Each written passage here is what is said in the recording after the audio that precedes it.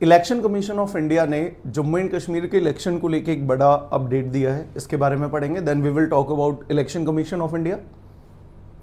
इसके बाद there is this Indian air force की एक एक्सरसाइज हुई थी, किस देश के साथ थी वो देखेंगे। सुखोई 30 MKI हमारा फाइटर एयरक्राफ्ट ने भी पार्टिसिपेट किया था। देन वर्ल्ड लायन डे के बारे में पढ़ेंगे। इसके बाद there is this interesting non confidence motion against vice president. उपराष्ट्रपति को हटाने के लिए एक नॉन कॉन्फिडेंस मोशन की तैयारी में है अपोजिशन पार्टी, लेकिन उससे पहले सेशन एंड हो गया। तो देखते हैं इसके बारे में पूरी न्यूज़ और कैसे वाइस प्रेसिडेंट को हमारे देश में हटाने का प्रोसीजर है। After this there is this Tungabhadra में एक डैम था और डैम में पानी को ओपन करने के लिए देयर आर सर्टेन गेट्स। एक गेट वो बह गया, या आप बोल सकते हैं कि उसकी जो कंट्रोलिंग चेन्स थी वो टूट गई और उसके बाद वो पानी के साथ बह गया। इससे थोड़ा ज़्यादा पानी रिजर्वायर से रिलीज हुआ। तो इसके बारे में थोड़ा सा देखेंगे किस रिवर पे था। फिर कृष्णा रिवर सिस्टम के बारे में हम पढ़ेंगे। Then there is this Marcos the head of Philippines, उन्होंने चाइना को लेके कमेंट किया है। साउथ चाइना सी को लेके हमेशा हमारे न्यूज़ में रहता ही है South China Sea. What is the significance of South China Sea, और फिलीपींस और इंडिया के रिलेशन के बारे में थोड़ा सा पढ़ेंगे। After this there is this IUCN, एक इंटरनेशनल यूनियन है फॉर कंजर्वेशन ऑफ नेचर। इसने एक बड़ा अपडेट दिया है। हमारे देश में आप सभी लोगों ने नील कुरुंजी के बारे में सुना होगा, तो इसको लेके एक अपडेट है।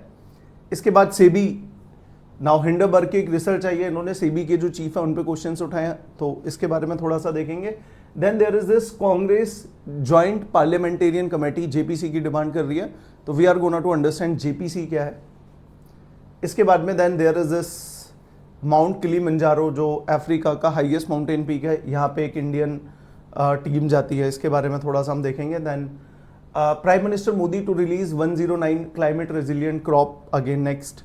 टीबी के बारे में एक बड़ा अपग्रेड है। There is this new treatment, यहाँ पे 3 एंटीबायोटिक का एक कॉम्बिनेशन देना है, जिससे थोड़ा टाइम रिड्यूस होकर 6 महीने हो जाएगा, थोड़ा सस्ता भी है। देन इंडिया का टारगेट था टू एंड TB बाय 2025, इसके बारे में हम थोड़ा सा पढ़ेंगे। Then there is this appointment of new cabinet secretary. तो आज इन सभी न्यूज़ के बारे में हम डिटेल में देखेंगे, ठीक है। सिर्फ करंट अफेयर्स में ही नहीं, जैसा कि आप सभी को पता है करंट अफेयर्स तो हम पढ़ते ही हैं, उसके साथ साथ पूरा कॉन्सेप्ट हम समझते हैं, और थोड़े जो भी आपको स्टैटिक्स से जो भी फैक्ट असेंशियल हैं उनके बारे में भी हम क्लास में साथ में ही डिस्कशन करते हैं। तो let's start with our first news, which is time has come to give people of Jammu and Kashmir its own government through election। तो ये जो पर्टिकुलर स्टेटमेंट थी, हेडलाइन थी, ये द हिंदू न्यूज़पेपर में आई हुई थी। तो इसी से ही हम अपना करंट अफेयर्स का आज की क्लास स्टार्ट करते हैं।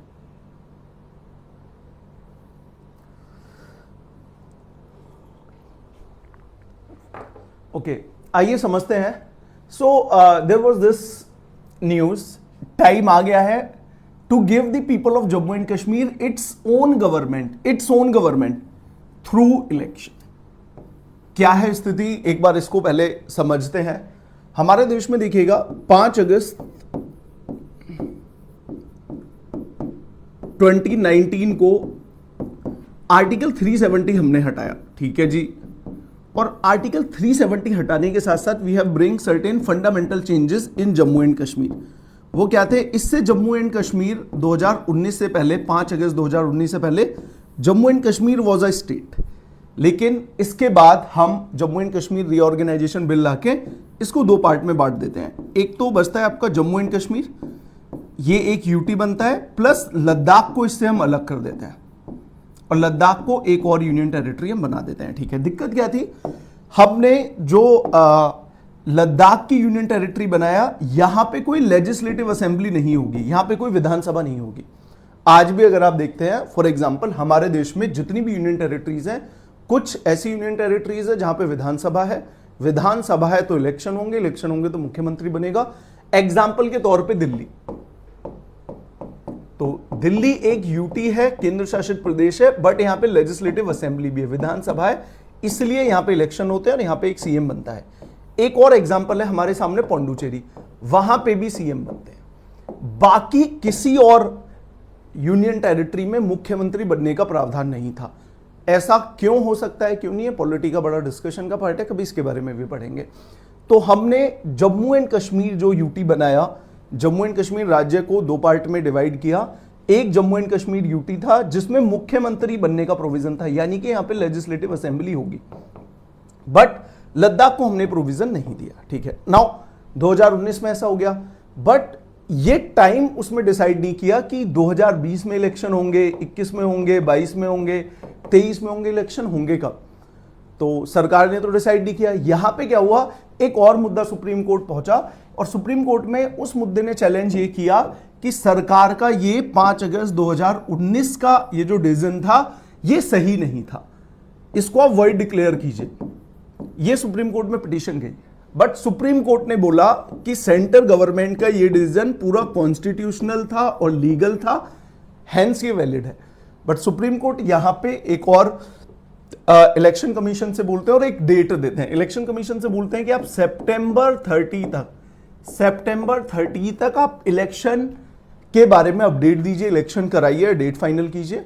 यहां पे इसी डेट को ध्यान में रखते इलेक्शन कमीशन ऑफ इंडिया ये बोलता है कि अब टाइम आ गया है, ताकि election commission of India time आ गया है ताकि जम्मू एंड कश्मीर में इलेक्शन हो और वहां के लोग खुद अपनी एक सरकार चुने। तो this is the news. Now exam point of view से हमें क्या याद रखना है, सबसे पहले इन्होंने क्या बोला है, एक और डेट दी है। अभी आज हम देखते हैं, आज 12 अगस्त है, इन्होंने एक डेट दी है 20 अगस्त।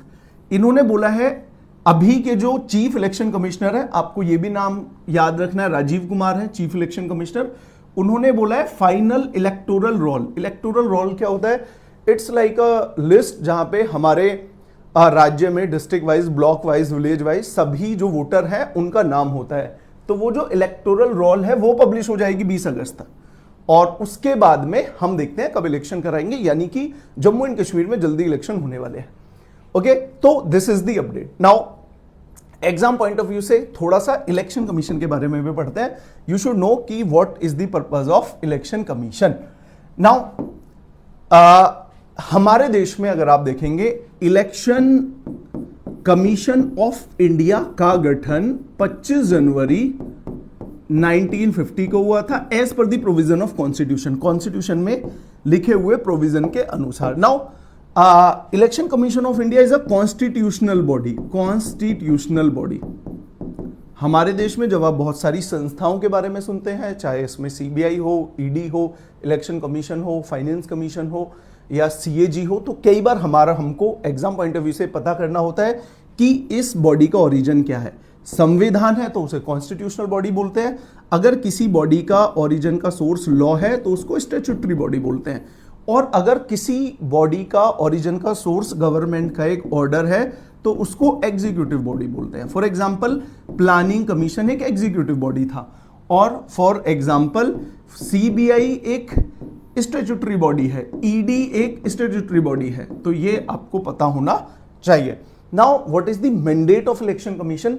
इलेक्शन कमीशन हमारे देश में क्या करता है, पॉलिटिकल पार्टीज को रिकॉग्नाइज करता है, ये आपको पता होना चाहिए। कुछ पॉलिटिकल पार्टीज को हम स्टेट लेवल की बोलते हैं, कुछ को हम नेशनल लेवल की बोलते हैं, कुछ को अनरिकॉग्नाइज बोलते हैं।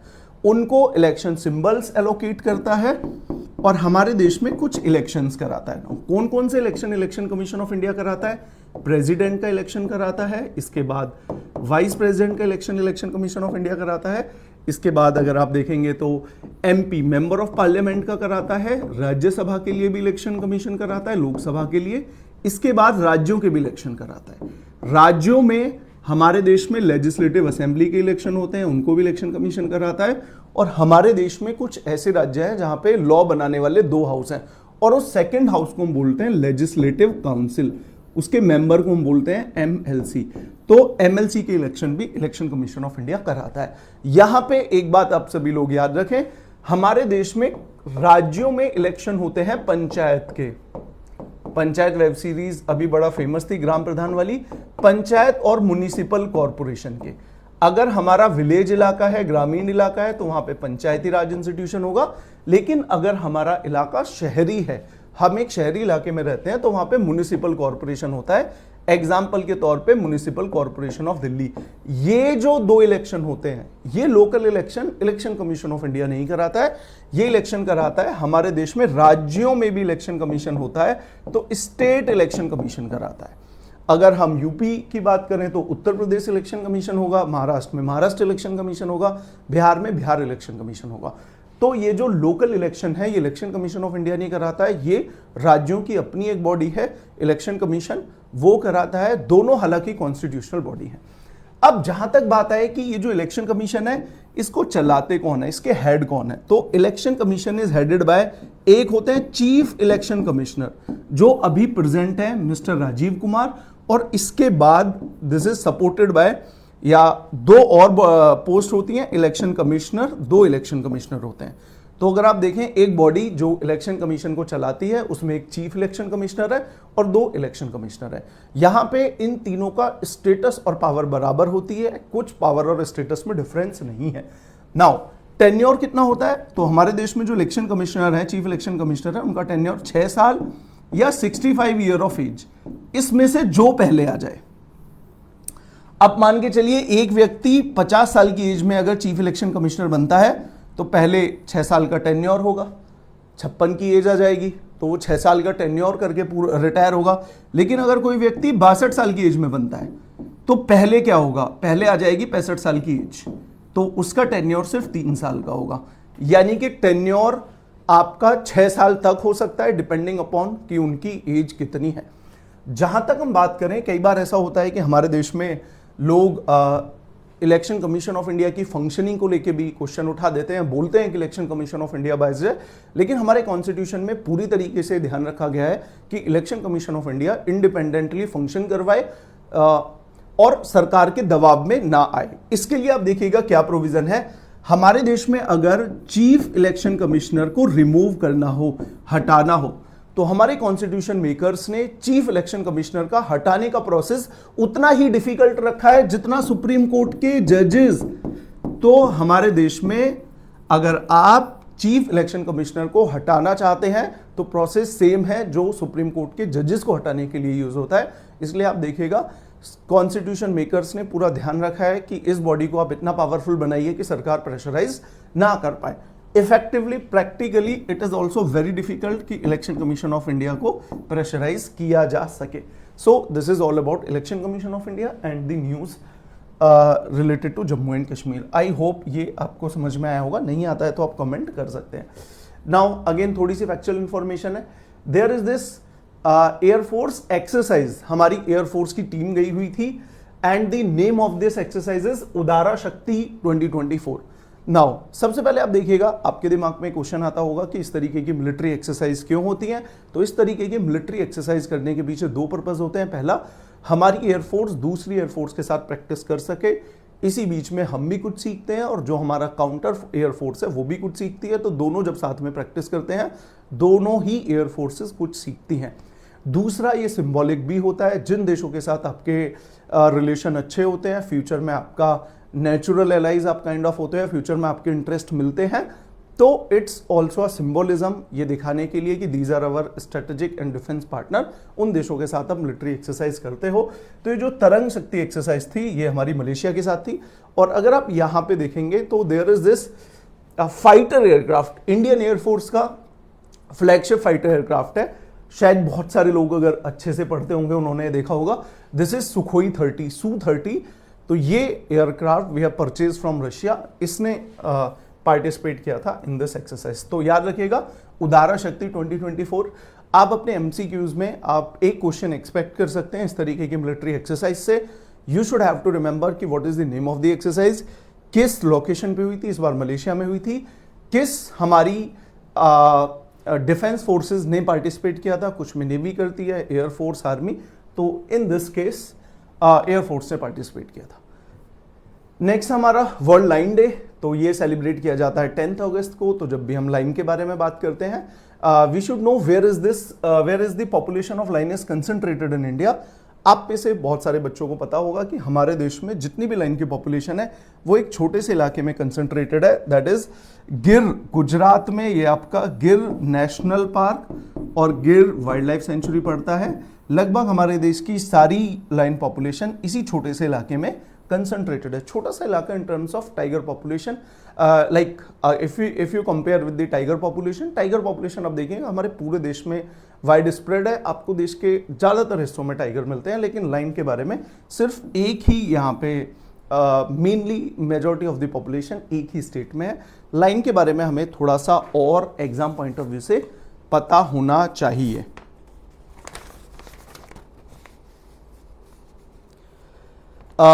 Now there is this, the total population of lion in India is 674। ये डेटा आपका 2022 का था, नया डेटा अगले साल आ जाएगा।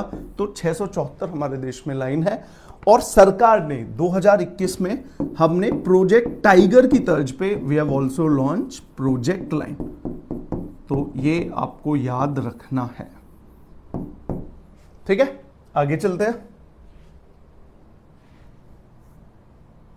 इसके बाद अब ये बड़ा इंटरेस्टिंग है, opposition parties prepares to move non confidence motion against VP. Again very interesting and kind of politically motivated होता ही है। देखिए, जिस देश में डेमोक्रेसी होती है तो पॉलिटिकल मोटिवेशन होगा, अपोजिशन पार्टी भी कुछ करेगी। सबसे पहले बात यह है कि हमारे देश का कॉन्स्टिट्यूशन क्या बोलता है, किस तरीके से आप वाइस प्रेसिडेंट को हटा सकते हो, व्हाट इज द प्रोसेस, और इस केस में क्या हुआ है। पहले न्यूज़ देखते हैं कि यहाँ पे क्या था, क्या बोला गया अपोजिशन के द्वारा, और उसके बाद हम देखते हैं कि हमारा कॉन्स्टिट्यूशन क्या बोलता है। तो बेसिकली क्या था, अपोजिशन पार्टीज, यहाँ पे कुछ अपोजिशन पार्टीज हैं जो अभी प्रिपेयर कर रही हैं, अभी किया नहीं है, but they are trying, they are preparing a motion, a non confidence motion against vice president. Okay, now इसमें आर्ग्यूमेंट क्या है। अब अपोजिशन पार्टीज का कुछ ना कुछ तो कहना होगा, कुछ ना कुछ तो आर्ग्यूमेंट होगा। हालांकि हमारे देश के अगर आप कॉन्स्टिट्यूशन की बात करें, हमारे देश का कॉन्स्टिट्यूशन वॉइस प्रेसिडेंट के बारे में कुछ भी नहीं बोलता है कि ग्राउंड क्या है, किस ग्राउंड पे हटाया जाएगा। कॉन्स्टिट्यूशन में कुछ भी मेंशन नहीं है, but when it comes to president a ground is mention which is violation of constitution. जहां तक प्रेसिडेंट की बात है तो मेंशन है ग्राउंड क्या है, वायलेशन ऑफ कॉन्स्टिट्यूशन, लेकिन वीपी के केस में कुछ भी मेंशन नहीं है। हालांकि ये भी बड़ा ट्रिकी है, वायलेशन ऑफ कॉन्स्टिट्यूशन मेंशन है, लेकिन what do you understand by violation of constitution ये कहीं पे भी एक्सप्लेन नहीं है। किन किन स्टेप से वायलेशन ऑफ कॉन्स्टिट्यूशन होगा ये कहीं पे मेंशन नहीं है, ना तो कॉन्स्टिट्यूशन में मेंशन है, ना किसी लॉ के द्वारा उसको एक्सप्लेन किया गया है। ओके, तो यहां पे उन्होंने क्या बोला, लगभग 50 MPs have come together on the decision saying that they should be given the space and time to speak. तो पहला उन्होंने आर्ग्यूमेंट ये दी है कि जो अपोजिशन पार्टीज है उनको जो वाइस प्रेसिडेंट है, अच्छा यहां पे एक बच्चों को एक थोड़ा सा पॉइंट में समझा देता हूं। हमारे देश में क्या है, हमारे देश के पार्लियामेंट में 2 हाउस है, एक है आपका राज्यसभा और दूसरा है आपका लोकसभा। अब है क्या, हमारे देश में लोकसभा को चलाते हैं जो प्रिजाइडिंग ऑफिसर है। आपने देखा होगा बहुत सारे यहाँ पे एमपीज बैठे हुए हैं और यहाँ पे एक बंदा बैठता है जो पूरे लोकसभा को चलाते हैं, उनको हम बोलते हैं स्पीकर।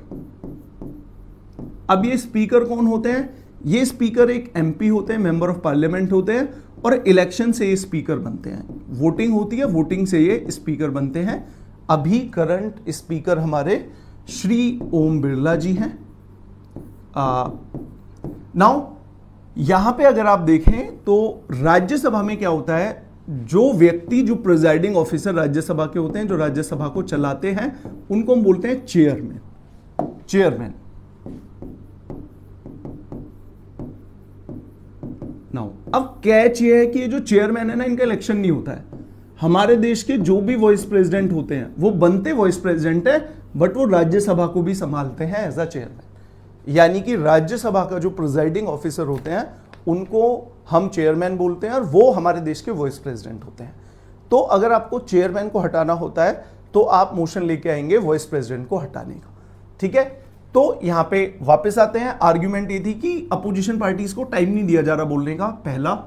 दूसरा उन्होंने बोला है कि दूसरा एक और ये भी था कि पर्सनल रिमार्क मेंबर्स के अगेंस्ट दिए गए हैं वाइस प्रेसिडेंट के द्वारा। तो 2 मेन आर्ग्यूमेंट थी, पहला था आपका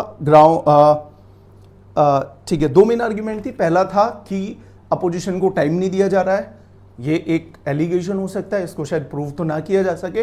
दूसरा था कि पर्सनल कमेंट रिमार्क दिए गए हैं बाय वीपी, इसीलिए हम वीपी के अगेंस्ट एक नॉन कॉन्फिडेंस मोशन लेके आ रहे हैं। अब इसमें इंटरेस्टिंग सुनिए क्या है।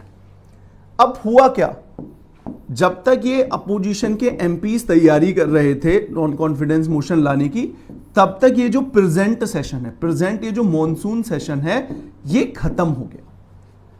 अब ये वाला मॉनसून सेशन तो खत्म हो गया, अब आप मोशन कब लेके आओगे? तो यहां पे अपोजिशन ने ये बोला कि we are waiting for next session. Next session, हम इस इशू को खत्म नहीं होने देंगे। नेक्स्ट सेशन जो विंटर सेशन होगा नवंबर दिसंबर में, वहां पे हम मोशन लेके आएंगे और वहां पे हम वीपी को हटाने के लिए मोशन लेके आएंगे। तो what they are saying now, let's see कि कॉन्स्टिट्यूशन क्या बोलता है। आई होप इतना आपको समझ में आया होगा। आप ये जो भी मैं फैक्चुअल इंफॉर्मेशन लिख रहा हूं, आप साइड बाय साइड नोट कर सकते हैं, पॉज करके आप लिख सकते हैं, आप इनके नोट्स बना सकते हैं। नाउ हमारे देश का कॉन्स्टिट्यूशन क्या बोलता है? Article 67 of the constitution talks about, 2-3 बातें बोलता है। सबसे पहली बात है, एग्जाम पॉइंट ऑफ व्यू से जो आपको याद रखना है, कि वाइस प्रेसिडेंट का जो आपका हटाने का जो नॉन कॉन्फिडेंस मोशन है, that can only be introduced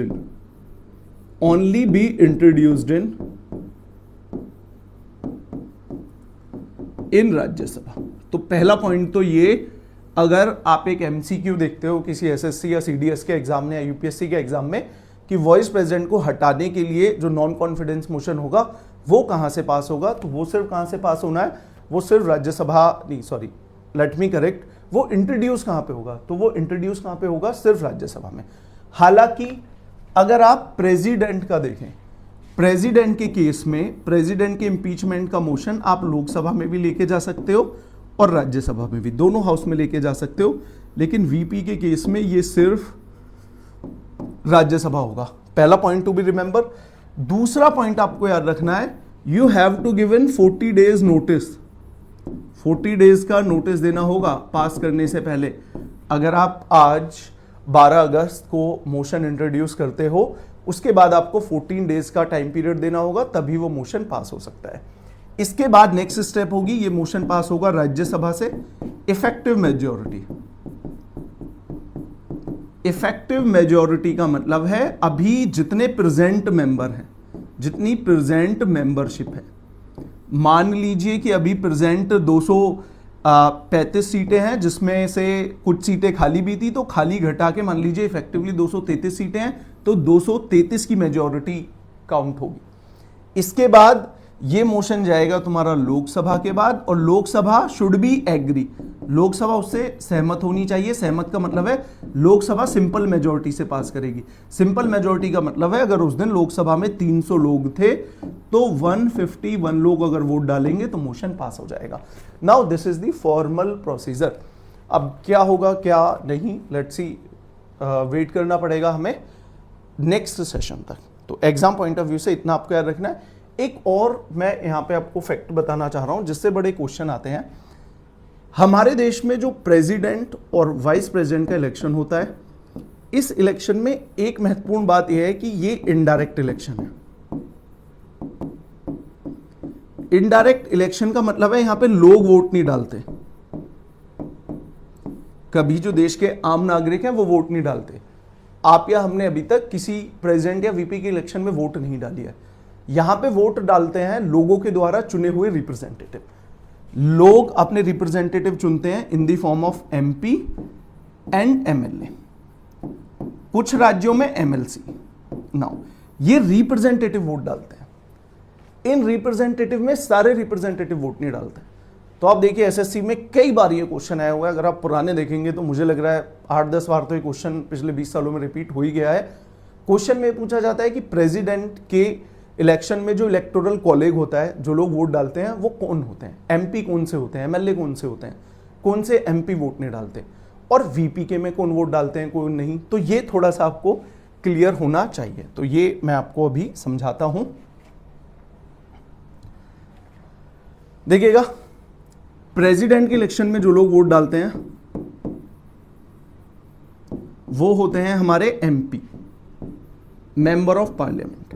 now when I am saying member of parliament, इसका मतलब राज्यसभा के भी इंक्लूड हो गए और लोकसभा के भी इंक्लूड हो गए। But there is this catch, हमारे देश में राज्यसभा में भी जो लोग एमपी बनते हैं कुछ होते हैं नॉमिनेटेड, जिन्होंने इलेक्शन नहीं लड़ा है, नॉमिनेट हुए हैं। फॉर एग्जाम्पल, अब का मैं याद नहीं कर पा रहा हूं, लेकिन एक बार सचिन तेंदुलकर जी को नॉमिनेट किया गया, रेखा जी को नॉमिनेट किया गया राज्यसभा के लिए। दूसरे होते हैं इलेक्टेड, जो इलेक्शन लड़के आए हैं। अब नॉमिनेटेड कितने होते हैं कभी बाद में पढ़ेंगे, अदरवाइज पूरी क्लास पॉलिटी की हो जाएगी। इसी तरीके से लोकसभा में भी नॉमिनेटेड होते हैं और इलेक्टेड होते हैं। हालांकि लोकसभा का नॉमिनेशन वाला इस बार और पिछली बारी लोकसभा में कंटिन्यू नहीं किया गया। नाउ अब है क्या, प्रेसिडेंट के इलेक्शन में नॉमिनेटेड वोट नहीं डालेंगे, तो राज्यसभा के मेंबर वोट डालेंगे कौन से, इलेक्टेड, और लोकसभा के मेंबर डालेंगे इलेक्टेड। प्लस वोट डालते हैं एमएलए, वो भी इलेक्टेड। राज्यों में एक और हाउस है एमएलसी, वो वोट नहीं डालते हैं, प्रेसिडेंट के इलेक्शन में वोट नहीं डालेंगे। यानी कि शॉर्ट फॉर्म में अगर समझाऊं, कौन वोट डालेंगे, एमपी वोट डालेंगे इलेक्टेड, प्लस एमएलए वोट डालेंगे इलेक्टेड, बस, और कोई वोट नहीं डालेगा। अगर आप इसको कंपैरिजन करें वीपी से, तो वाइस प्रेसिडेंट के इलेक्शन में वोट डालते हैं MP only. When I am saying MP only, just wait, when I am saying MP only, तो एमपी का मतलब है इसमें इलेक्टेड भी आ गए और नॉमिनेटेड भी आ गए। यानी कि उपराष्ट्रपति के इलेक्शन में सचिन, जो एक नॉमिनेटेड थे, क्योंकि अभी मैं सचिन का एग्जांपल ले रहा हूं, तो वो वोट डाल सकते थे in the election of VP, लेकिन प्रेसिडेंट के इलेक्शन में नहीं वोट डालेंगे क्योंकि प्रेसिडेंट में नॉमिनेटेड अलाउ नहीं है। सो दिस इज द थिंग। और हमने ये जो वाइस प्रेसिडेंट की पोस्ट है, ये सीधा कॉपी पेस्ट मारी है यूनाइटेड स्टेट्स ऑफ अमेरिका से। ठीक है, आई होप इतना आपको समझ में आया होगा। तो अभी देखते हैं नेक्स्ट आगे की करंट अफेयर की क्लासेस में, इसमें पूरा अपडेट होगा, देखेंगे क्या इसमें आगे चलता है। Next, there is this dam called Tungabhadra dam. अब इस तुंगभद्रा डैम में क्या हुआ, ये जितने भी आप ये ओपनिंग गेट देख रहे हो, इनको हम क्रेस्ट गेट बोलते हैं। बहुत सारे किसी भी डैम में गेट होते हैं। तो यहां पे हुआ क्या, एक पर्टिकुलर जो डैम का गेट था, उसकी जो कंट्रोलिंग चेन्स होती हैं वो डिस्कनेक्ट हो जाती हैं और ये पर्टिकुलर गेट पानी के साथ बह जाता है। अब इसमें दिक्कत यह है कि बाकी सारे गेट बंद है, एक गेट खुला हुआ है, उससे ज़्यादा पानी निकल रहा है, तो फ्लो को इवनली बैलेंस करने के लिए बाकी के गेटों को भी ओपन कर दिया जाता है। इससे थोड़ा सा जो पानी का व्हाट आई से फ्लो है वो बढ़ जाता है। तो ये थोड़ी सी न्यूज़ थी। इसमें बोला गया डिस्ट्रिक्ट एडमिनिस्ट्रेशन ने कि जो आगे कोर्स में जो भी शहर है, लोगों को थोड़ा एक अलर्ट इशू किया गया कि आप रिवर के बेसिन में नहीं जाइए, there might be a case of flood आ सकती है। Now exam point of view से this Tungabhadra is very important. तो अगर आप हमारे देश में पढ़ेंगे कृष्णा रिवर सिस्टम के बारे में, तो this is the Krishna river system, Krishna river है। और लाइक अगर आप हमारे सदर्न इंडिया में देखेंगे, हम सभी बच्चों को जो भी एसएससी, यूपीएससी, यूपीपीसीएस की तैयारी करते हैं, कम से कम बेसिक हमें इतना पता होना चाहिए, there are certain rivers peninsular में जो ईस्ट की तरफ फ्लो करती हैं। इसमें आपकी एक महानदी है, इसमें आपकी एक गोदावरी है, इसमें आपकी एक कृष्णा है, इसमें आपकी एक कावेरी है। तो Mahanadi, Godavari, Krishna, Kaveri, these are the southern India की मेन ये ईस्टर्न फ्लोइंग रिवर है, इनके बारे में आपको पता होना चाहिए। Now there is this Krishna river.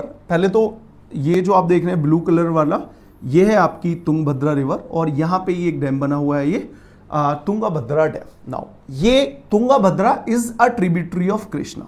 Krishna river की और भी बहुत सारी ट्रिब्यूटरी हैं, जैसे कोयना है, जैसे आपकी भीमा है, जैसे एक और रिवर है आपकी Musi. Musi river exam point of view से इंपॉर्टेंट है, इस पे क्वेश्चन आया हुआ है क्योंकि इसी मूसी रिवर के बैंक पे है Hyderabad. Hyderabad which is a part of Telangana. Telangana की एक कैपिटल है। पहले जब 2014 से पहले जब यूनाइटेड आंध्रा हुआ करता था, आंध्र प्रदेश, जब तेलंगाना आंध्रा का पार्ट हुआ करता था, उस समय Hyderabad was the capital of Andhra Pradesh now bifurcation के बाद हैदराबाद मिल गया तेलंगाना को, अब आंध्र प्रदेश एक नई कैपिटल बना रहा है अमरावती के तौर पे। आप सभी लोगों ने इसके बारे में सुना होगा, तो you should know this particular river. Musi, Bhima river के बारे में आपने सुना है, कोयना रिवर के बारे में, and then Tungabhadra. Exam point of view से 2-3 और बातें हैं। This Krishna river originate from Maharashtra, Maharashtra से ओरिजिनेट होती है। यहाँ पे जो माउंटेन रेंज है वो वेस्टर्न घाट है। यहाँ पे एक हिल स्टेशन है महाबलेश्वर, महाबलेश्वर हिल स्टेशन से ये ओरिजिनेट होती है। तो ये आपको कम से कम इतना छोटा सा बेसिक इंफॉर्मेशन पता होना चाहिए। यहाँ पे कुछ और भी डैम है कृष्णा रिवर पे which are very famous. For example Nagarjuna Sagar dam भी है विच इज वेरी फेमस। इसके बाद में आपका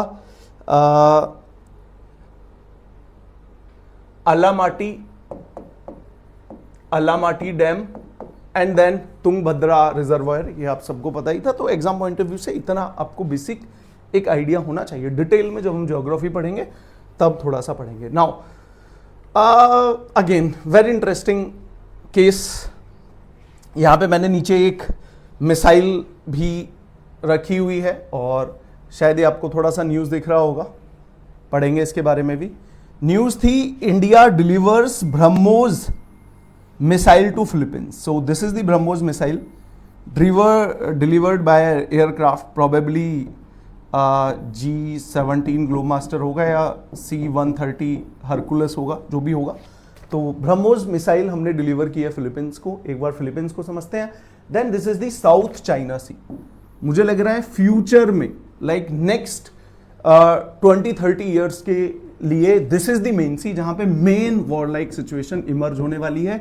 अभी भी साउथ चाइना सी में it's like war like situation जहां पे this particular sea is illegally occupied और claim by China.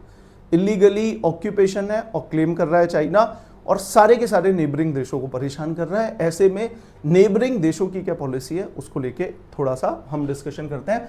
So news ये थी, अगर आप देखेंगे न्यूज़पेपर में, द हिंदू में, this is the news. Marcos which is the head of the Philippines. Where is Philippines? South China Sea से अगर आप थोड़ा ईस्ट में जाएंगे, दिस इज फिलीपींस। आप में से कुछ लोग अगर एक लोकेशन आपने मनीला पढ़ी होगी, Asia development bank, Asia development bank का हेडक्वार्टर है आपका मनीला में। तो दिस इज फिलीपींस। आप देखेंगे ये पूरा साउथ चाइना सी से बॉर्डर शेयर कर रहा है सी से। तो slams China's reckless action in South China Sea. Now what is the case? पूरा मुद्दा क्या है, किस मुद्दे पे बात हो रही है और है क्या? तो अगर आप देखेंगे this is the South China Sea पूरा का पूरा। आइए, तो this is South China Sea, ठीक है, समुद्र है। अब आप बोलेंगे सर ये डॉट कौन सी है?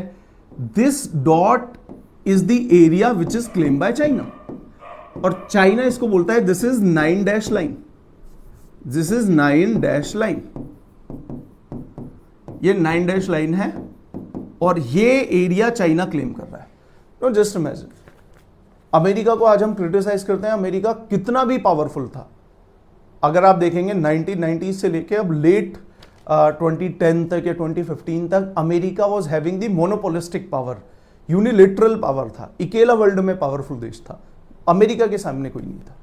लेकिन यहां पे अमेरिका ने भी इतना पावरफुल होते हुए कम से कम ओशियंस पे तो क्लेम नहीं किया, कम से कम समुद्रों पे तो क्लेम नहीं किया। लेकिन यहां पे China one of the most अग्रेसर बनता है और ये बोलता है दिस इज समुद्र का पार्टी मेरा है। तो यहां पे चाइना ये बोल रहा है ये जो साउथ चाइना सी है it belongs to China. Okay, अब यहां पे आप देखोगे यहां पे पार्सले आइलैंड है, स्पार्टले आइलैंड है, तो बहुत सारे आइलैंड है जिन पे लाइक फिलीपींस का पोजीशन है, वियतनाम का पोजीशन है, कुछ पे चाइना का भी पोजीशन है। तो यहां पे चाइना बोल रहा है ये सारे आइलैंड मेरे हैं, पूरा का पूरा South China Sea belongs to China. ऐसे में जितने भी नेबरिंग देश हैं उनके साथ थोड़ा एक हीट ऑफ द मूवमेंट हो रहा है, थोड़ा सा इट्स लाइक ऑफ फ्रिक्शन हो रहा है। कई बार नेवी आती है, दोनों की नेवीज के बीच में थोड़ा लाइट फायर भी एक्सचेंज होता है। तो इस तरीके की सिचुएशन यहाँ पे है। तो यहाँ पे फिलीपींस ने थोड़ा क्रिटिसाइज किया है चाइना को, बट अगेन क्रिटिसिज्म से कुछ होता नहीं है, mainly what action you are gonna to take. और यहाँ पे China is like the one of the most dominant navy है। बाकी देश छोटे छोटे हैं, इतने पावरफुल नहीं है कि वो इंडिविजुअली चाइना के सामने खड़े हो सके। इसलिए आप देखिएगा there is this larger picture कि जितने भी यहाँ पे साउथ चाइना सी के नेबरिंग देश हैं दे आर ट्राई टू, वो बैलेंस कर रहे हैं चाइना को with by increasing their relation, by like अपने रिलेशन इंडिया के साथ मजबूत करके। इसलिए आप देखिएगा यहां पे ग्रुपिंग है आसियान ग्रुपिंग है, और आसियान ग्रुपिंग में 10 देश हैं, और ये 10 के 10 देश हमारे यहां 26 जनवरी को चीफ गेस्ट के तौर पे आए थे। That shows that there, just wait for a moment,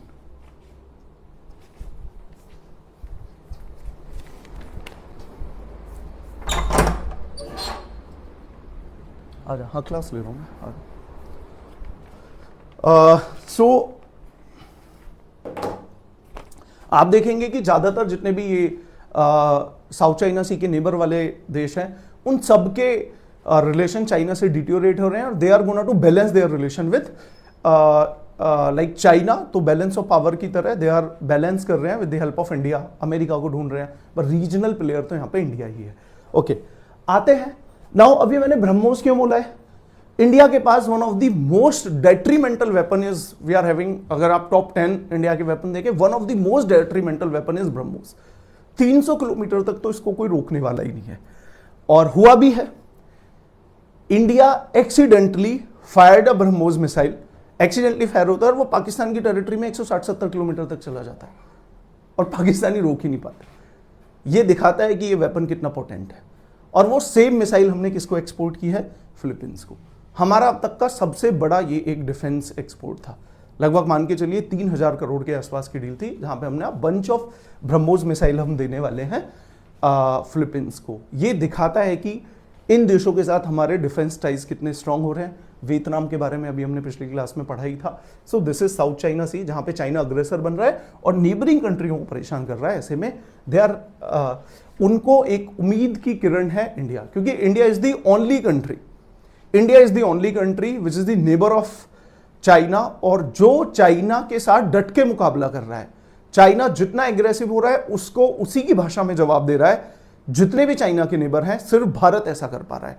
तो ऐसे में भारत बाकी सारे नेबरिंग देशों को, बाकी सारे ऐसे देश जिनका चाइना के साथ डिस्प्यूट चल रहा है, भारत उनको एक उम्मीद की किरण नजर आ रहा है। ऐसे में they are having a good relation with India. So this is all about South China Sea.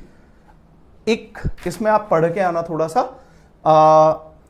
एक ट्रीटी होती है United Nation convention on law of seas. Law of seas करके आप पढ़ के आइए, जो ये बताएगा कि समुद्र पे किसका कंट्रोल होना चाहिए। तो वहां पे उस ट्रीटी के अंडर में हम गए, तो वहां पे एक इंटरनेशनल कोर्ट का जजमेंट आया जिसको चाइना मानता नहीं है। अब आप बताइए ऐसे में क्या किया जाए? चाइना उस जजमेंट को नहीं मान रहा है, तो ऐसे में तो military is the only option, but China is a huge power, ऐसे भी आप डील नहीं कर सकते। ओके चलो, इस क्वेश्चन को पढ़िएगा आप, 1 मिनट का मैं आपको टाइम दे रहा हूं। What is the primary goal of the International Union for Conservation of Nature? What is the primary goal of International Union for Conservation of Nature? So IUCN इसका क्या है? तो इसका आंसर है C, to conserve and protect threatened and endangered species। आइए इसके बारे में मैं आपको बताता हूं, ये न्यूज में क्यों थी वो भी मैं आपको समझाता हूं। IUCN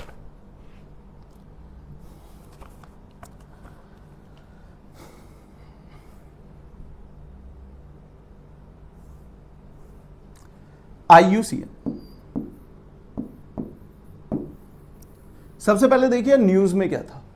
न्यूज में था Neela Kurinji that blooms once in 12 year. तो ये एक फ्लावरिंग ग्रास है, आप देखिएगा 12 साल में एक बार ये इसमें फूल आते हैं, और वॉयलेट कलर के, नीले कलर के ये फूल होते हैं, और पूरी की पूरी पहाड़ी नीली दिखती है। इसीलिए यहां पे नाम पड़ा है Nilgiri hills. Nilgiri hills, Nilgiri hills जो आपका कर्नाटका में है, which is famous for coffee cultivation. Okay, news क्या है सर? ये जो पर्टिकुलर स्पीसी है ना, जिसमें नील करुंजी, जिसमें 12 साल में फ्लावर आते हैं, ये भी अब IUCN की रेड लिस्ट में आ गई है। मतलब ये एक थ्रेटन्ड स्पीसी है। अब रेड लिस्ट आपको समझ में नहीं आया होगा, थ्रेटन्ड समझ में नहीं आया होगा, तो अभी मैं आपको बताता हूं। IUCN के बारे में अगर आप पढ़ेंगे, ये 1948 में स्टैब्लिश हुई थी। ये क्या करती है? वर्ल्ड में जितनी भी, चाहे आपकी एनिमल स्पीसी हैं, चाहे आपकी वाइल्ड लाइफ स्पीसी हैं, उन सभी स्पीसी को देखती है कि इनकी पॉपुलेशन कम हो। मैं बहुत बेसिक तरीके से आपको समझा रहा हूं। इनकी पॉपुलेशन स्टेबल है, पॉपुलेशन बढ़ रही है, पॉपुलेशन कम हो रही है। तो ऐसी स्पीसी जिनकी पॉपुलेशन कम होती जा रही है, ट्रीज का नंबर कम होता जा रहा है, उनको ये डाल देता है थ्रेटन्ड स्पीसी में। थ्रेटन्ड में डाल देता है। इसमें भी कई सारी कैटेगरी हैं, वो एंडेंजर्ड है, मतलब ज्यादा लुप्त होने की कगार पे है, या क्रिटिकल एंडेंजर्ड है, या वल्नरेबल है, ठीक है ना, डिग्री अपॉन की उसको कितना खतरा है। तो उस बुक को जिसमें डेटा आता है उस बुक को हम बोलते हैं रेड लिस्ट। ये इस तरीके की रेड लिस्ट होती है, रेड एक बुक होती है, उसमें सारा डेटा होता है। फॉर एग्जांपल मैं आपको दूंगा, एक बर्ड है ग्रेट इंडियन बस्टार्ड, GIB, ये मिलती है आपकी राजस्थान में, गुजरात में मिलती है, पाकिस्तान वाले बॉर्डर में मिलती है। इसकी आप मान के चलिए 100 से 120 बर्ड बची हुई है, बस मात्र 100 से 120 बर्ड। तो इसको IUCN अपनी रेड लिस्ट में क्रिटिकल एंडेंजर में डालता है।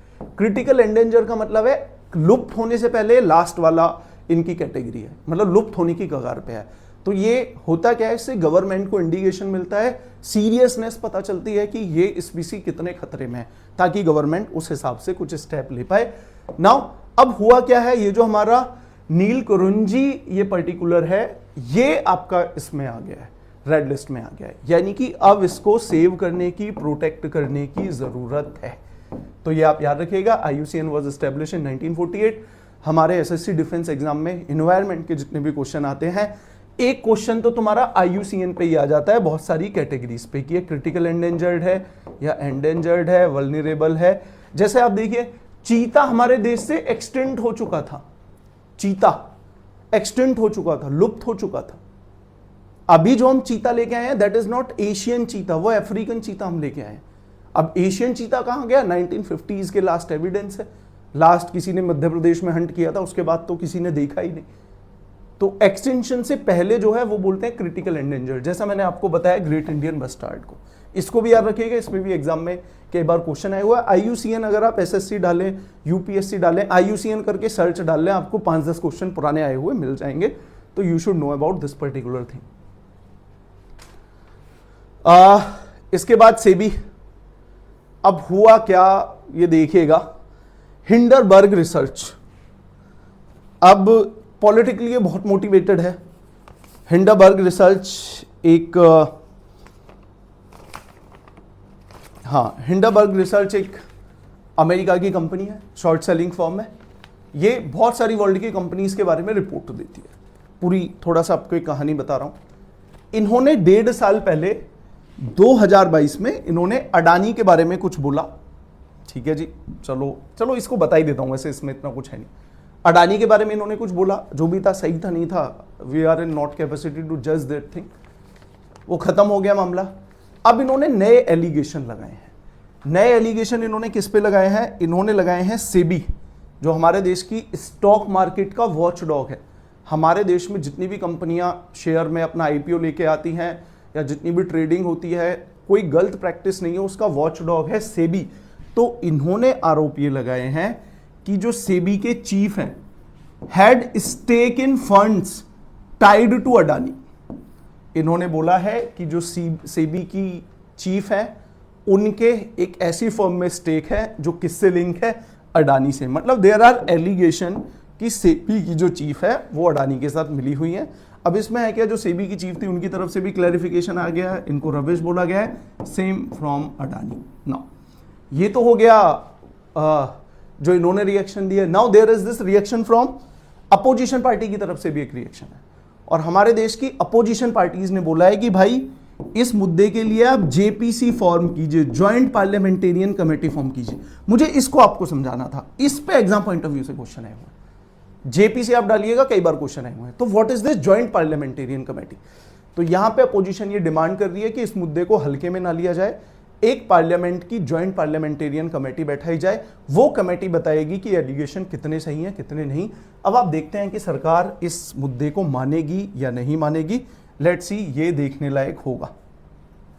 ठीक है, तो अभी चलो यहां पे देखिएगा ना आप, Congress seeks JPC probe into allegation by investing research firm against SEBI. Now BJP ने कुछ बोला होगा, BJP sees, okay, now there is this counter argument of BJP, what BJP is saying. अच्छा, ये द हिंदू ने कवर करा है, मेरी अपनी फैब्रिकेटेड नहीं है। Congress seeks JPC joint parliamentarian committee probe करे इस एलिगेशन में। Now BJP sees bid by global forces to halt India's progress. अब बीजेपी सीज बीजेपी इसको देखती है कि ये ग्लोबल जो शक्तियां हैं वो इंडिया को ग्रो होने से रोक रही हैं, as per this news article report. अब यहां पे राहुल गांधी एलिगेशन लगा रहे हैं कि ये बता रहा है क्यों प्रधानमंत्री जेपीसी के अगेंस्ट है। नाउ आ जाते हैं पॉलिटिक्स को अलग रखते हैं। जेपीसी क्या है? Joint parliamentarian committee. सबसे पहले ज्वाइंट पार्लियामेंटेरियन, डेफिनेटली पार्लियामेंट की बहुत सारी कमेटी होती हैं, एक कमेटी जेपीसी भी है। ये किसी भी स्पेसिफिक इशू पे बनाई जाती है, स्पेसिफिक सब्जेक्ट पे बनाई जाती है। और इसमें आप देखेंगे इसका बेस्ट पार्ट ये है कि इसमें मेंबर आपके लोकसभा से भी होते हैं प्लस राज्यसभा से भी मेंबर होते हैं। प्लस और मजेदार बात, अब अपोजिशन जेपीसी की बात डिमांड कर रही होगी, इसका मतलब इसमें रूलिंग पार्टी के भी एमपी होते हैं प्लस अपोजिशन के भी एमपी होते हैं। यही बात है, यानी कि इसमें कांग्रेस के भी एमपी होंगे, बाकी और पार्टियों के भी एमपी होंगे, और ये इसका डिस्कशन करेंगे, ये देखेंगे एलिगेशन सही है नहीं। पास्ट में भी बनी हुई है, आप देखिएगा बोफोर्स जो तोपे थी उन पे घोटालों के एलिगेशन थे, तब हमारी जेपीसी बनी। इसके बाद हर्षद मेहता स्कैम था स्टॉक मार्केट का, तब ज्वाइंट पार्लियामेंटेरियन कमेटी बनी थी। तो यहां पे अपोजिशन डिमांड कर रही है कि एक ज्वाइंट पार्लियामेंटेरियन कमेटी बने। यू शुड नो कि joint parliamentarian committee ad hoc committee होती है, किसी विशेष मुद्दे पे बनती है। लोकसभा के भी मेंबर होते हैं, राज्यसभा के भी होते हैं, रूलिंग पार्टी भी आती है, अपोजिशन भी आती है। नंबर कॉन्स्टिट्यूशन में फिक्स नहीं है, तो नंबर थोड़ा वेरी कर जाता है। तो this is all about JPC, joint parliamentarian committee. हाँ ठीक है, एक और इनके पास पावर होती है कि ये किसी सरकारी बॉडी को, किसी एक्सपर्ट को, इंडिविजुअल को दे कैन उसको ये बाइंड कर सकती हैं कि आके आप कुछ फैक्ट बताइए, कुछ एविडेंस दीजिए, तो इनके पास ये थोड़ी सी स्पेशल पावर होती है। ओके, नेक्स्ट है, ये बड़ा इंटरेस्टिंग सा न्यूज़ था। फैक्ट में इस तरीके के एसएससी जीडी इस तरीके के फैक्ट बड़ा पूछता है, रेलवे एनटीपीसी इस तरीके के फैक्ट पूछते हैं, they love this kind of fact. तो देखिएगा न्यूज़ क्या थी, in a run up to 78th independence day, 78th independence day आने वाला है, द दिव्यांगजन expedition team of Himalaya mountaineering institute HMI, किसके अंडर में आता है? Ministry of defence, has unfurled 7,800 square feet, 7,800 square feet का इंडियन नेशनल फ्लैग कहां पे है? On Kilimanjaro. किलीमंजारो अफ्रीका का सबसे ऊंचा माउंटेन पीक है। यहां पे हमारे देश की एक माउंटेनियरिंग टीम ने यहां पे 7,800 स्क्वायर फुट का एक इंडियन फ्लैग यहां पे होस्ट किया है। सो देयर इज दिस, आप देखोगे दीज आर दी टीम, और कितना बड़ा ये एक इंडिया का नेशनल फ्लैग है, ये इन्होंने होस्ट किया है माउंट किलीमंजारो पे। और यहाँ पे there are the some members of this team. यहाँ पे देखिए मेंशन है माउंट किलीमंजारो कितना ऊंचा है? 19,341 फीट का है। ये पीआईबी में न्यूज कवर की गई थी। और क्या मेंशन है? विकसित भारत अभियान के बारे में। देखिए यहाँ पे कितना एक अच्छा मेंशन है, विकसित भारत अभियान 2047 तक। देयर इज दिस, इस पर्टिकुलर गवर्नमेंट का एजेंडा है कि भारत को एक डेवलप नेशन बनाना है 2047 तक। 2022 में लॉन्च किया था कि अगले 25 साल में इस देश को एक डेवलप नेशन बनाना है। इसी को हम अमृतकाल बोल रहे हैं। तो यहाँ पे इसका भी जिक्र है। तो यहाँ पे मेंशन है विकसित भारत, कुछ यहाँ पे मैं जो पढ़ रहा हूँ, दिव्यांगजन expedition mission K2K, Kanchenjunga national park. Okay, Kanchenjunga national park which is in Sikkim. यहाँ पे शायद इन्होंने पहले होस्ट किया होगा, जो 16,500 फीट पे है, टू माउंट किलीमंजारो, और यहाँ पे इन्होंने होस्ट किया है। तो इट्स अ लाइक की अच्छी बात है। तो ये याद रखिएगा, कहाँ की टीम थी? Himalayan mountaineering institute HMI, ministry of defence के अंडर में आता है। माउंट किलीमंजारो के बारे में पढ़िएगा, ये आपके लिए क्वेश्चन है कि ये किस स्टेट में आता, किस कंट्री में आता है। नो हाँ, 3-4 न्यूज और हैं। अभी कितना टाइम हो गया? हाँ, 1 घंटे में क्लास खत्म हो जाएगी probably. So PM Modi release 109 climate resilient crop seed. Okay, सुनिएगा, हमारे देश में जो बीज होते हैं, आजकल आप देखोगे जेनेटिक इंजीनियरिंग लगाई जाती है, हाइब्रिडाइजेशन किया जाता है, यूज ऑफ टेक्नोलॉजी। नाउ क्या हम कुछ ऐसा कर सकते हैं कि इस तरीके के हम बीजों में थोड़ा मॉडिफिकेशन करें कि ये जो क्लाइमेट चेंज हो रहा है, मॉनसून का पैटर्न अनप्रिडिक्टेबल हो रहा है, इस बदलते हुए क्लाइमेट में भी वो अच्छे से परफॉर्म कर पाए? तो यस, इसी तरीके की क्रॉप को हम क्या बोलते हैं? Climate resilient crop seed. तो अभी प्रधानमंत्री ने 109 हाई यील्ड वेराइटी के क्लाइमेट रेजिलिएंट सीड को इन्होंने लॉन्च किया है। तो this is a very good news. आप एक बार चेक कीजिएगा, इस बार के बजट में भी ये मेंशन था कि हम कुछ 100 के आसपास ही था, शायद 109 ही हो, यही मिशन हो कि हम 109 क्लाइमेट रेजिलिएंट सीड को हम लॉन्च करेंगे। बजट में एक बार आप देखिएगा, ये आपके लिए होमवर्क है। नाउ अब अगेन टीबी हारेगा देश जीतेगा। हमारे देश में शायद ही आपको किसी और बीमारी के बारे में इतना लाइमलाइट मिलता हो जितना टीबी के बारे में मिलता होगा। आज भी हमारे देश में 2000 अगर आप 23 का आंकड़ा ले, लगभग 27 लाख लोगों को टीबी हुआ था, जिसमें से लगभग अगर आप मॉर्टेलिटी रेट देखें तो लगभग 3,20,000 लोगों की हमारे देश में टीबी से डेथ हुई थी। अगर आप इस डेथ रेट को बाकी और डेटा से कंपैरिजन करें तो हमारे देश में लगभग रोड एक्सीडेंट से जिन लोगों की डेथ होती है वो भी नंबर लगभग 1,60,000 के आसपास है। तो जितने लोगों की रोड एक्सीडेंट से डेथ होती है उससे दुगने लोगों की हमारे देश में टीबी से डेथ होती है, और ऐसी बीमारी जिसका ऑलमोस्ट ट्रीटमेंट मिल चुका है। तो this is a very what I से, ये बड़ी विडंबना की बात है कि एक तरफ भारत बहुत तरक्की कर रहा है लेकिन आज भी हम टीबी जैसी बीमारी से अपने देश में जो मॉर्टेलिटी रेट है उसको कम नहीं कर पा रहे हैं। पहले से बहुत कम हुआ है लेकिन अभी भी बहुत कुछ करने की जरूरत है। नाउ इसके बारे में पढ़ते हैं। इससे पहले there is this campaign by government of India, TB मुक्त Bharat. There is this target. इस टारगेट पे क्वेश्चन आ सकता है कि we are gonna to end TB by 2025। 2025 तक कहां टीबी को एंड करने का टारगेट था और कहां 2023 में 3 लाख 3.25 लाख लोगों की टीबी से डेथ हो रही है। तो कहीं ना कहीं यहां पे आप बोल सकते हो इस पर्टिकुलर टारगेट में सरकार थोड़ा सा अपने टारगेट से पीछे है। इस पे कम से कम डिस्कशन होना चाहिए। नाउ यहां पे आप देखेंगे, यहां पे मेंशन है कि the nation India is decided to become TB free by 2025, 5 year ahead of the global target. Global target world का जो WHO का टारगेट था टीबी को एंड करने का वो 2030 का था। अंडरलाइन कर लेना इसको। हमने, भारत ने एक एम्बिशियस टारगेट सेट किया कि हम 2025 तक इसको हम सही करेंगे। अच्छा, कई बार मैं यहां पे एक मेरे दिमाग में भी ये सवाल आता है, एक लीडर अपनी पॉपुलेशन के सामने, अपने एडमिनिस्ट्रेशन के सामने एक बहुत एम्बिशियस टारगेट सेट करे या ना करे, उसे अगर पता है कि मान लीजिए इसी स्पीड से चलते रहे तो 2032 तक या 35 तक हम टीबी को हरा पाएंगे, क्या वो अपने एडमिनिस्ट्रेशन के सामने एक एम्बिशियस टारगेट सेट करे या ना करे, पूरी एनर्जी से उसको अचीव करने की कोशिश करे या ना करे? ऐसे में कुछ लोग बोल देते हैं उस लीडर को कि भाई वो तो फैकू लीडर है। लेकिन अगर एक लीडर एम्बिशियस टारगेट सेट कर रहा है तो इसमें बुराई क्या है?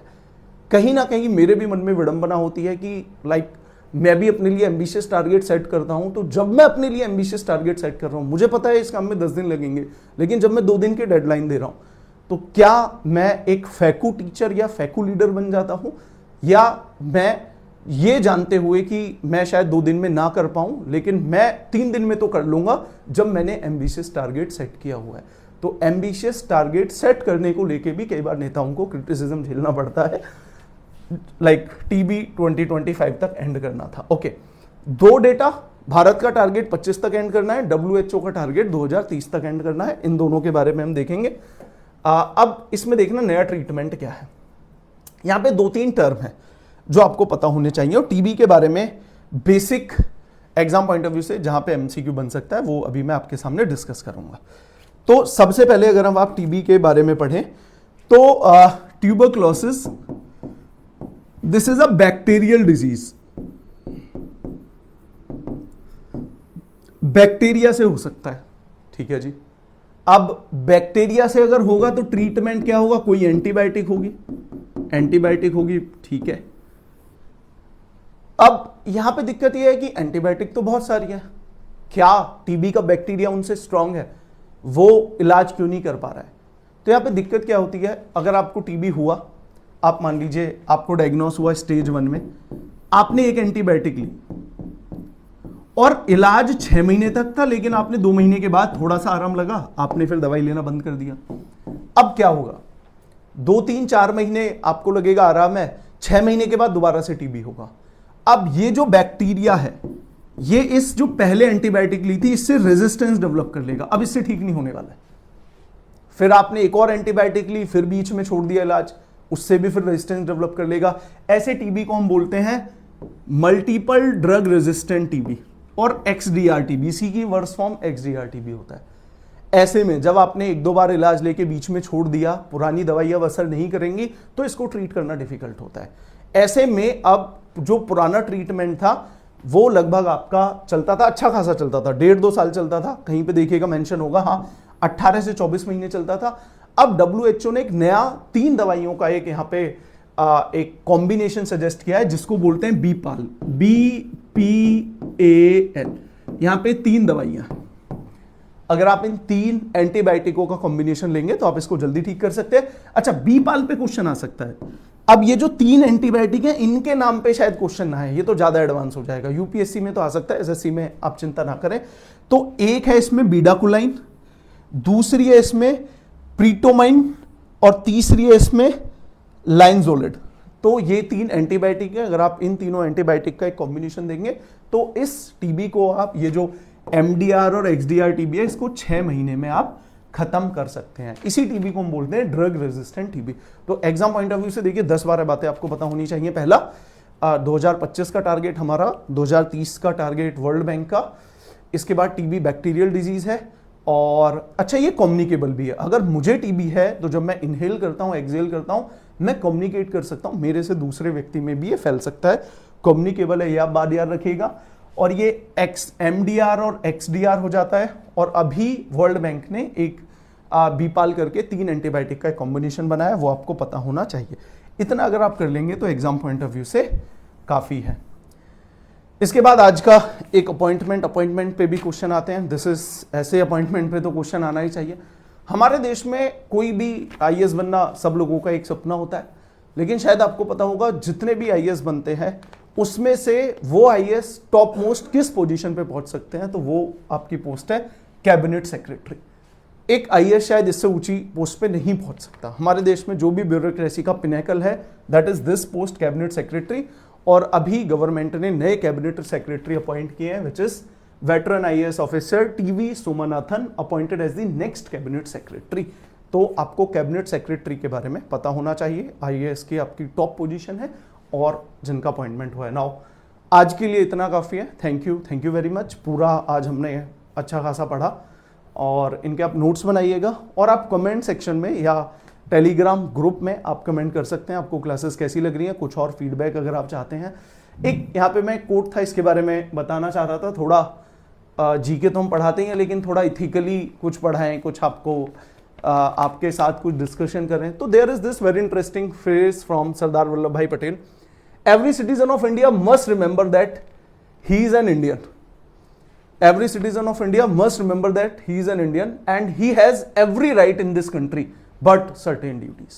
तो आइडिया ये था कि हम सभी लोग इस देश के नागरिक हैं और जितने भी अधिकार हमको मिलने चाहिए वो सारे अधिकार हमारे पास हैं, लेकिन इस देश का नागरिक होने के नाते हमारी देश के प्रति कुछ जिम्मेदारियां भी होती हैं। कब तक हम सिर्फ सरकार में कमियां निकालते रहेंगे, कब हम ये सोचेंगे कि हमने इस देश के लिए क्या किया है। और ये बात सिर्फ सरकार पर लागू नहीं होती है, ये बात परिवार पे भी लागू होती है। कई बार इस एज में, जब हम स्टूडेंट वाली इस एज में होते हैं, 18-20 साल की एज में होते हैं, तो कई बार ये सवाल उठता है कि घर वालों ने हमारे लिए क्या किया है। घर वाले शायद मुझे अच्छा कॉलेज नहीं दिला पाए, शायद अच्छे स्कूल में एडमिशन नहीं दिला पाए, शायद एक अच्छा लाइफ स्टाइल मुझे नहीं दे पाए।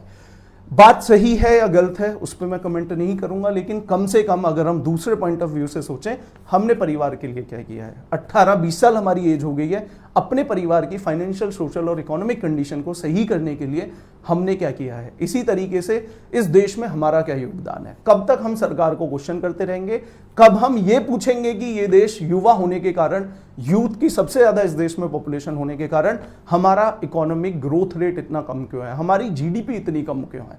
जब जर्मनी के 7 करोड़ लोग $4 ट्रिलियन की इकोनॉमी बना सकते हैं, तो हमारे देश के 40 करोड़ लोग अभी तक सिर्फ $3-4 ट्रिलियन की इकोनॉमी पे क्यों अटके हुए हैं।